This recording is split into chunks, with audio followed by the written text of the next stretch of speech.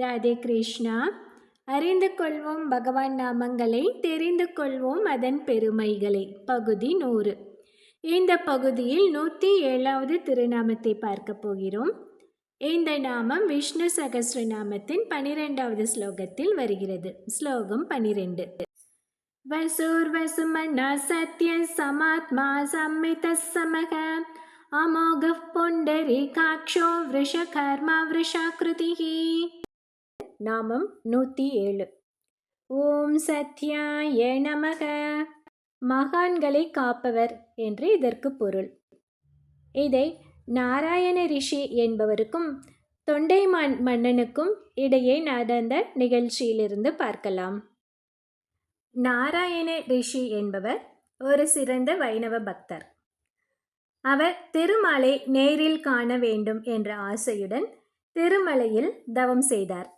அவருடைய தவத்திற்கு மகிழ்ந்த திருமால் அவருக்கு காட்சி தந்ததோடு மட்டுமல்லாமல் திருமலையில் உள்ள 7 மலைகளுள் ஒரு மலைக்கு அந்த ரிஷியின் பெயரை வைத்தார். அதாவது நாராயண ரிஷி என்ற அவரது பெயரை அந்த 7 மலைகளுள் ஒரு மலைக்கு நாராயணாத்ரி என்று வைத்தார். தொண்டைமான் என்ற மன்னன் நாட்டு நன்மைக்காக ஒரு யாகம் செய்ய ஆசைப்பட்டான். தனது விருப்பத்தை தன்னுடைய புரோகிதரான ஜடாதாரியிடம் சொன்னான். அவரும் சரி என்று சம்மதித்தார். ஆனால் ஜடாதாரியோ தீய எண்ணத்துடன் ஒரு துர்தேவதையை குறித்து யாகம் செய்து நாட்டிற்கு தீங்கு விளைவிக்க திட்டமிட்டார். அந்த மன்னன் யாகத்துக்கு அனைத்து ரிஷிகளையும் வரவேற்கும்படி ஜடாதாரியிடம் சொன்னான்.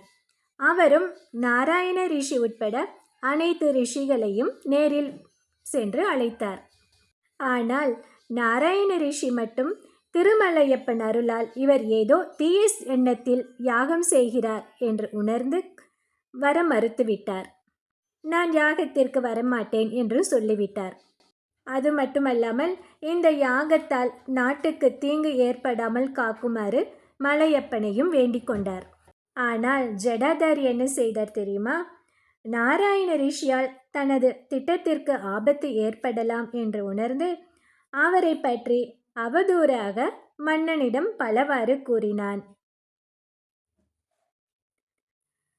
அவன், அதாவது ஜடாதாரி, நாராயண ரிஷி சொன்னதாக சொல்லி, தொண்டைமான் என்ன பெரிய மன்னனா? அவன் செய்யும் யாகத்திற்கு நான் வர வேண்டுமா? மன்னன் என் காலில் வந்து விழுந்து வரவேற்றால்தான் வருவேன் என்றெல்லாம் கர்வத்துடன் நாராயண ரிஷி பேசுவதாக கூறி ஜடாதாரி மன்னனிடம் சொல்லிவிட்டான். அது மட்டுமல்லாமல், மன்னா, அவருக்கு நீங்கள்தான் சரியான தண்டனை அளித்து தாங்கள் யார் என்று காட்ட வேண்டும் என்றும் வேறு சொன்னான். இதை கேட்டு கோபம் கொண்ட மன்னன் தனது வீரர்களை அனுப்பி நாராயண ரிஷியை இழுத்து வரச் சொன்னான். அவர்களும் ரிஷியை மன்னன் முன் கொண்டு வந்து நிறுத்தினார்கள். இந்த நாட்டை ஆளும் மன்னன் நான். எனக்கு எப்படி மரியாதை தர வேண்டும் என்பது உங்களுக்கு தெரியாதா? மரியாதையாக இந்த யாகத்தில் நீங்களும் கலந்து கொள்ளுங்கள் என்றான் மன்னன். அதற்கு நாராயண ரிஷி சொன்னார், இந்த யாகம் செய்வது நாட்டுக்கு நல்லதல்ல. ஏதோ துர்தேவதையை குறித்து ஜடாதாரி யாகம் செய்கிறார். நான் இதில் பங்கேற்க மாட்டேன் என்று சொன்னார். அவர் சொன்னதை ஏற்காத நம்பாத தொண்டைமான், இறுதியாக சொல்கிறேன், மன்னனின் ஆணைக்கு அடிபணிவீரா மாட்டீரா என்றான்.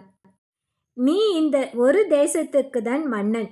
என் ஏழுமலையானோ அகிலாண்ட கோடி பிரம்மாண்ட நாயகன்.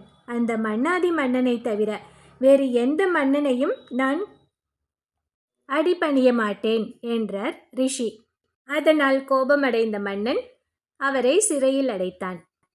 அவர் சிரித்துக்கொண்டே, திருவேங்கடமுடையானின் அடியார்களுக்கு சிறைச்சாலை கூட தங்க மாளிகை போல மின்னும், மூங்கில் களிகள் கூட அவர்களுக்கு கரும்பு போல இனிக்கும் என்றார். ஓ, அப்படியா? அப்படியானால் உங்கள் அகிலாண்ட கோடி பிரம்மாண்ட நாயகனிடம் சொல்லி இந்த சிறையை தங்கமாக மாற்ற சொல்லுங்கள். மூங்கில் களிகளை தருகிறேன். நீங்கள் அதை கரும்பாக கருதி சாப்பிடுங்கள். இவை இரண்டும் நாளை காலைக்குள் நடக்காவிட்டால் உங்கள் தெய்வத்தை இனி அகிலாண்ட கோடி பிரம்மாண்ட நாயகன் என்று அழைக்கக்கூடாது என்று அந்த மன்னன் கர்ஜித்தான். மூங்கில் கலிகளை அவரது சிறைக்குள் கொண்டு வந்து போடச் சொல்லி உத்தரவிட்டுவிட்டு தன் அந்தப்புரத்திற்கு சென்று விட்டான். திருமலையப்பன் தன் பக்தர்களை கைவிடுவானா என்ன? அன்று இரவு திருமலையப்பன் தனது பக்தனான கஜேந்திரனை சிறைச்சாலைக்கு அனுப்பினார். கஜேந்திரன் வந்து அனைத்து மூங்கில்களையும் எளிதில் தின்று தீர்த்தார். தன் திருமார்பில் உள்ள மகாலட்சுமியிடம் அந்த சிறைச்சாலையை கடாட்சிக்கும்படி கூறினார் மலையப்பன். மகாலட்சுமியின் பார்வைப்பட்டதும் சிறைச்சாலையும் பொன்மயமானது. இரவு முடிந்து காலையும் விடிந்தது. சூரியனும் வந்தான். மன்னன் வந்தான் சிறைச்சாலைக்கு.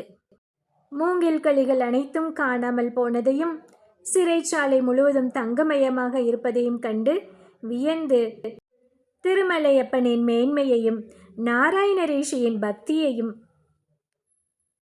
உணர்ந்து கொண்டான். பிறகு ஜடாதாரி செய்ய நினைத்த யாகத்தை நிறுத்தினான்.